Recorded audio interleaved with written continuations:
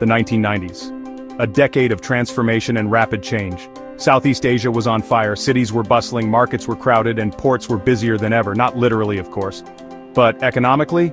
Booming, we're talking double-digit growth. Foreign investment poured in, skylines exploded, construction cranes dotted the horizon, and new skyscrapers seemed to spring up overnight. These were the tiger cub economies. Hong Kong, Singapore, South Korea, Taiwan, Indonesia, Malaysia, Thailand. They were hungry. They were the future. What fueled this growth? A potent cocktail, cheap labor, aggressive liberalization, government support, factories buzzed with activity, and economic zones thrived.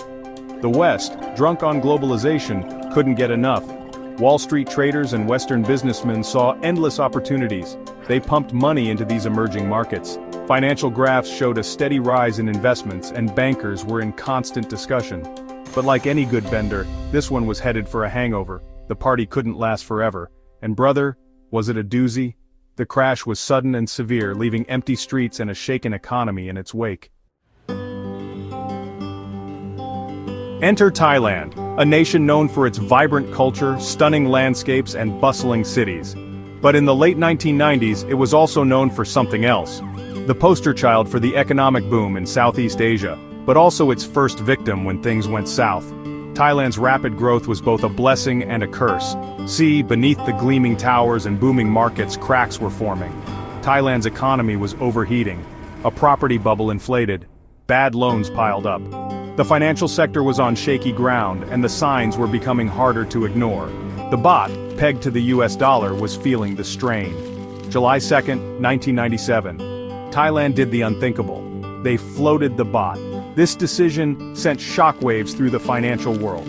It was like pulling the pin on a grenade. The currency plummeted. Investors panicked. The party was over. The financial crisis that followed was swift and severe, affecting not just Thailand but rippling across the region.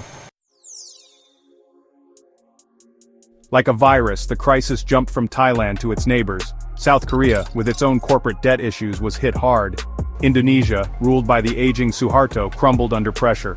Malaysia, defiant at first, eventually buckled. Currencies crashed, stock markets imploded, businesses went belly up. The Asian miracle had become the Asian flu. It was brutal, it was messy, and it was about to get a whole lot worse.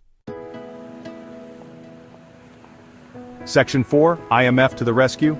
Enter the International Monetary Fund, or IMF. The world's financial firefighter here to douse the flames. They offered bailouts, billions of dollars. But there was a catch.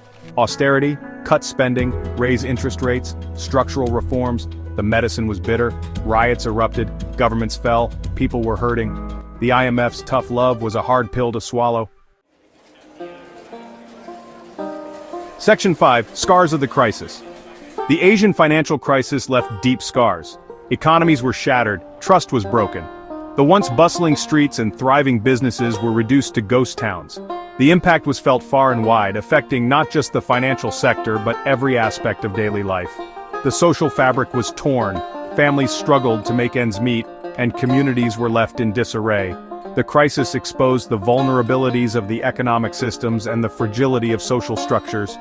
But from the ashes, lessons were learned. Communities came together to rebuild, showing resilience and determination. The crisis became a catalyst for change, prompting a re-evaluation of economic policies and practices. The dangers of unfettered capital flows became evident. The rapid movement of money across borders without adequate regulation led to instability and chaos. The importance of sound economic policies was underscored. Governments and institutions realized the need for robust frameworks to manage economic activities and prevent future crises. The need for greater transparency and accountability became clear. Businesses and financial institutions had to adopt more transparent practices to regain trust and ensure stability. The crisis was a wake-up call. It served as a stark reminder of the risks inherent in the global financial system and the need for vigilance and preparedness. A stark reminder that even the most promising booms can go bust.